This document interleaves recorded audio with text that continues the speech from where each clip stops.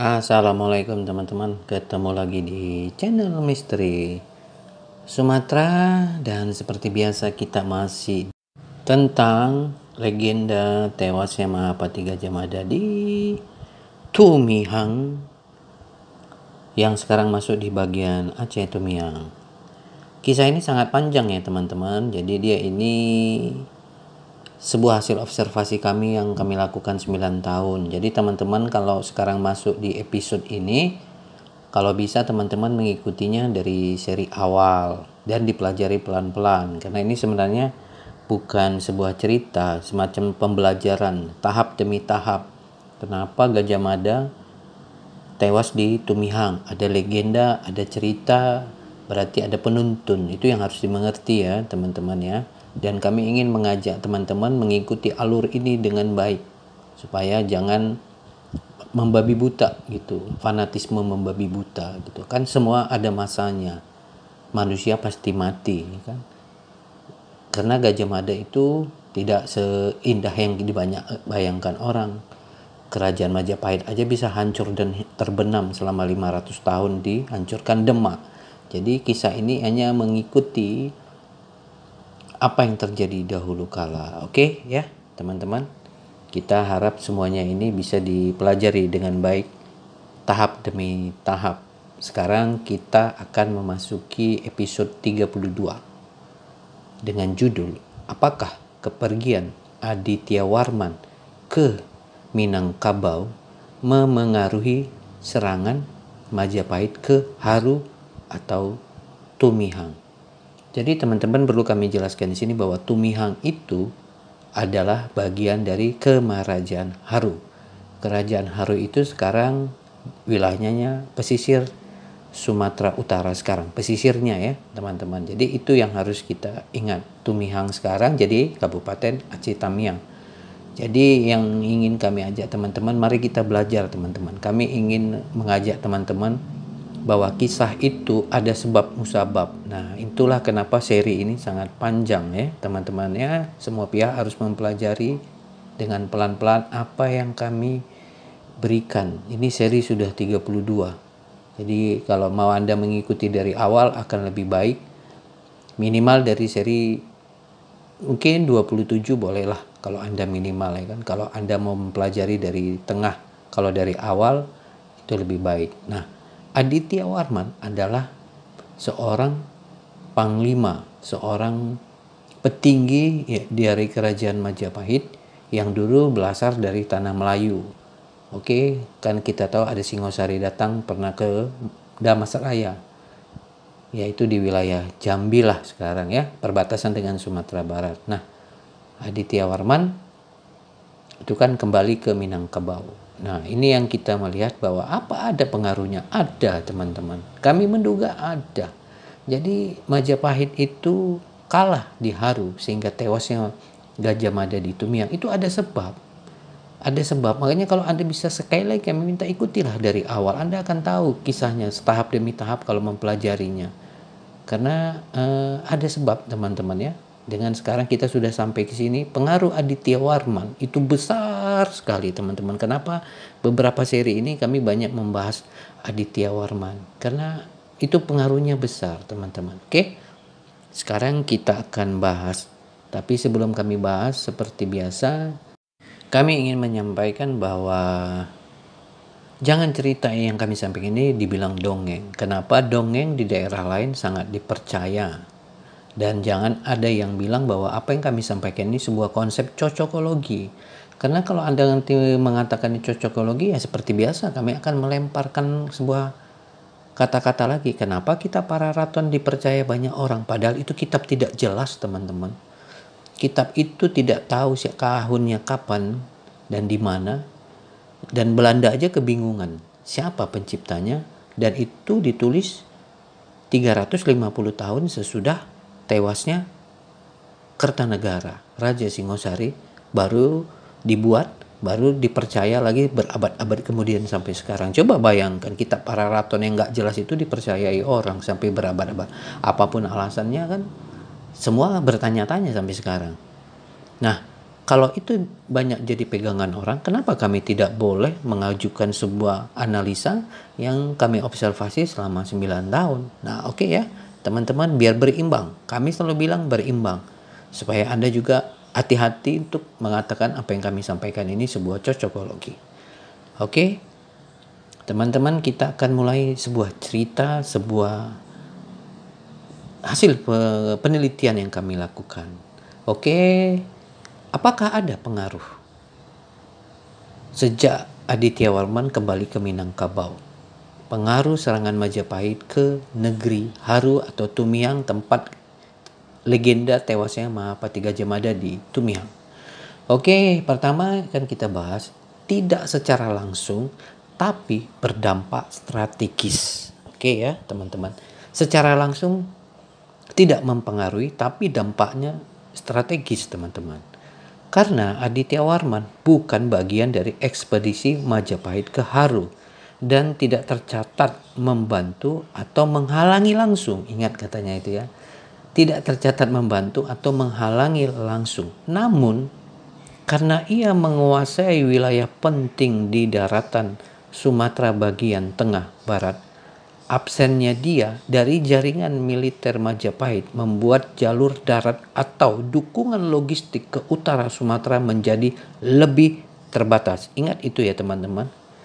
Jika Aditya Warman tetap menjadi agen aktif Majapahit, pengaruh Majapahit di Sumatera bisa lebih kuat dan terkoordinasi, termasuk dalam menekan Haru dari arah selatan atau barat.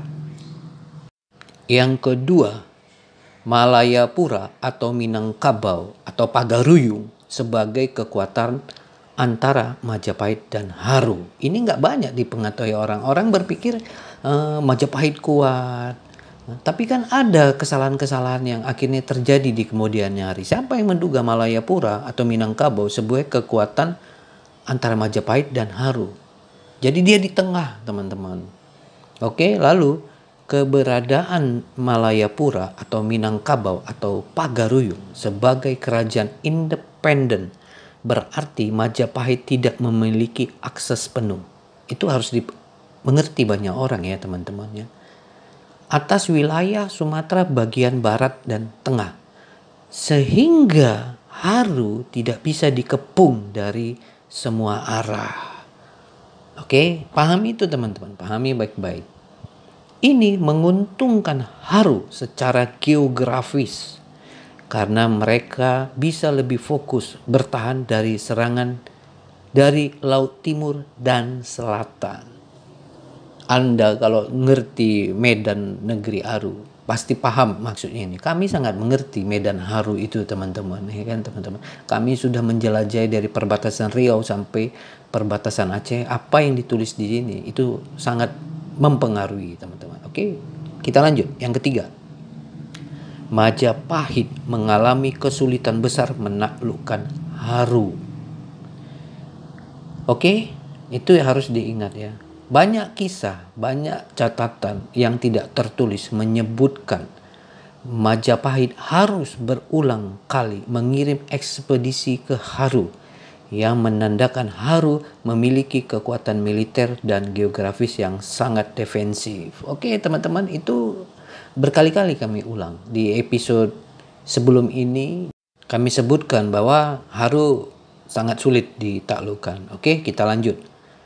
Lalu kurangnya dukungan lokal dari kerajaan seperti Malayapura atau Pagaruyung ataupun Minangkabau yang semestinya bisa menjadi sekutu atau penekan dari arah barat membuat misi Majapahit semakin berat.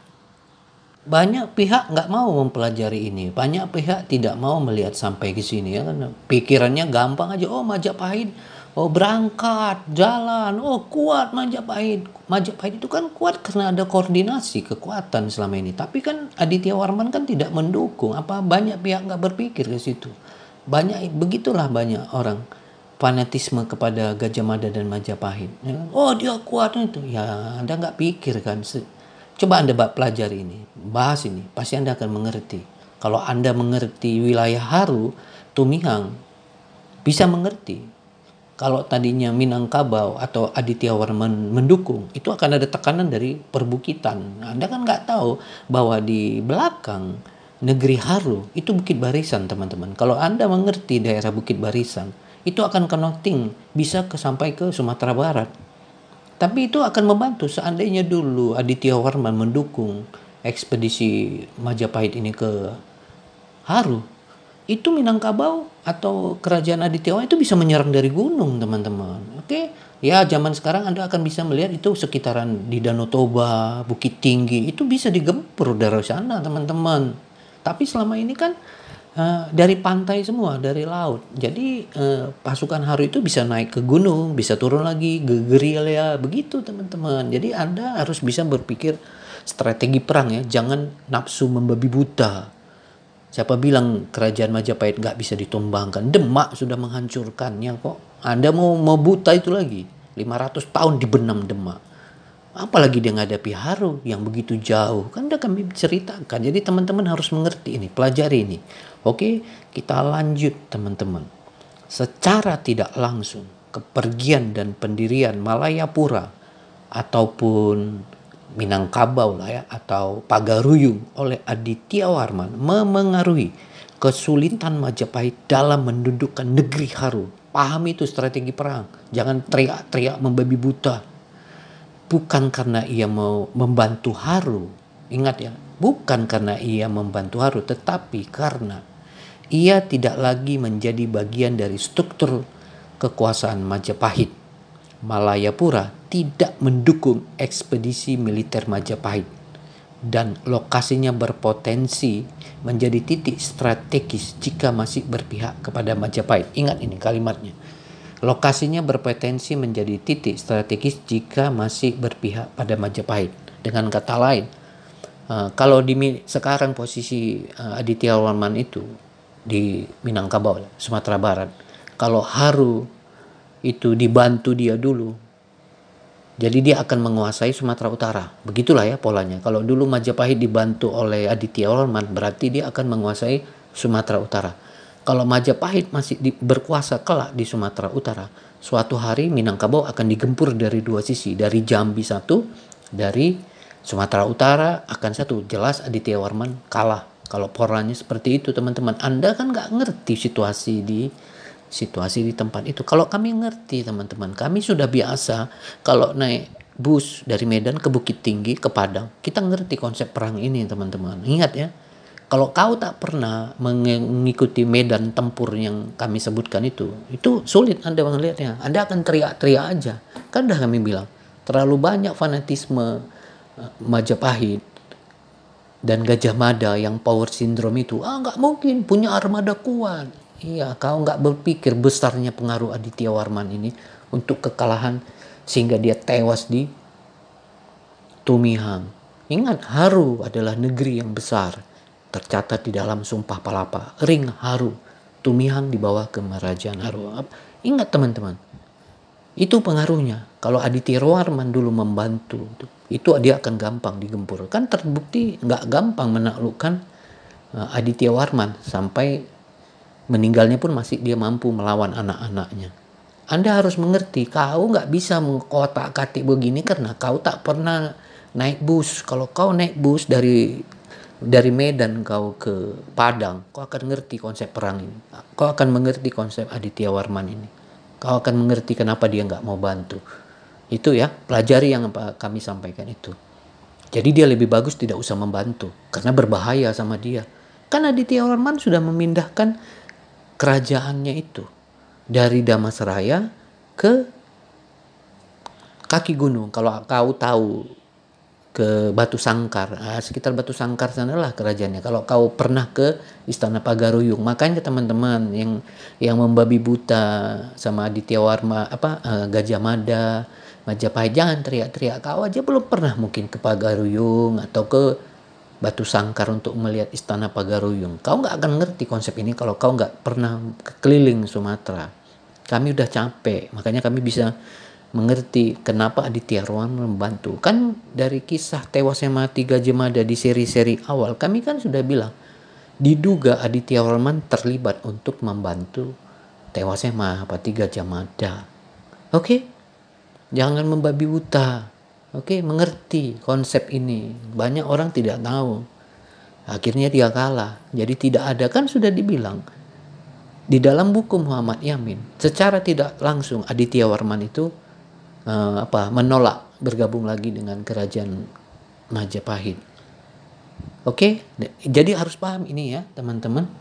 Berkali-kali kami singgung bahwa Aditya Warman dengan kerajaan Majapahit itu hubungan sudah tidak baik. Itu tertulis di dalam buku Muhammad Yamin. Jadi jangan kalian membabi buta.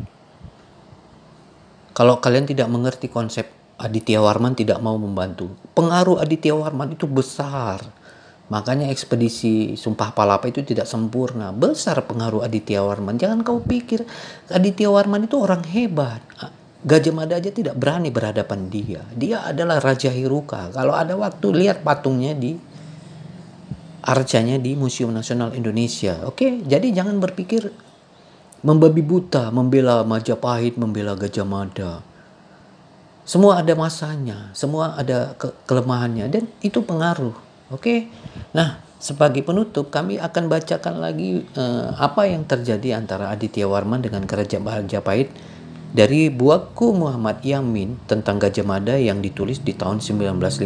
Karena bagi kami itu buku yang sangat mendekati sempurna dalam kisah-kisah tentang Gajah Mada dan Majapahit. Oke teman-teman, biar ini kami ulang-ulang ini sebenarnya. Tapi sebagai penutup kami akan baca kisah itu, apa yang terjadi antara Aditya Warman dengan kerajaan Majapahit dan Gajah Mada. Beberapa waktu sesudah tahun 1343, maka Aditya Warman meninggalkan Majapahit dan pulang kembali ke Minangkabau dengan memindahkan pusat kerajaan dari Dasmasraya Sijunjung ke kaki Gunung Merapi di tepi Batang Bengkawas. Kira-kira dekat-dekat Batu Sangkar lah sekarang mungkin ini teman-teman ya. Aditya Warman naik nobat menjadi Datuk Seri Maharaja Diraja yang bersahabat dengan Majapahit dan mengembangkan sayapnya ke seluruh Andalas dan ke sepenanjung Melayu di seberang Selat Malaka. Persahabatan yang mula-mula bersifat hangat dengan ahli politik Gajah Mada pada tahun 1343 di pertengahan tahun tersebut sudah menjadi dingin dan sesudah tahun 1345 sudah bersalin menjadi segan menyegani karena menjalankan politik neraca kekuasaan balance of power dalam ruangan daerah Nusantara, yaitu Melayu Minangkabau di sebelah barat, sedangkan Majapahit tetap berkuasa di Indonesia bagian tengah dan timur. Bagaimana kemajuan kerajaan Melayu Minangkabau sesudah Gajah Mada meninggal 1364 tak dapat dibentangkan lebih lanjut dalam buku penerangan ini, karena keadaan itu mengenai tindak tanduk orang besar Aditya Warman yang segan hidup dengan Gajah Mada seperti dua ekor ular dalam lubang yang satu. Oke teman-teman, itulah isi dari buku Muhammad Yamin tahun 1950 tentang Gajah Mada. Itulah yang terjadi teman-teman ya. Itulah yang terjadi di zaman itu. Jadi ada perselisihan. Jadi teman-teman bisa ngerti kan konsep di awal itu apa yang terjadi. Jadi ada perselisihan. Oke, mungkin sampai sini aja ya teman-teman ya. Dan kami berharap ikuti aja pelan-pelan. Banyak hal-hal yang nanti akan kami buka sehingga akan membuka pemikiran banyak orang bahwa legenda Teosnya Mati Gajah Mada itu bukan omong kosong. Oke, jangan lupa like, komen, dan subscribe.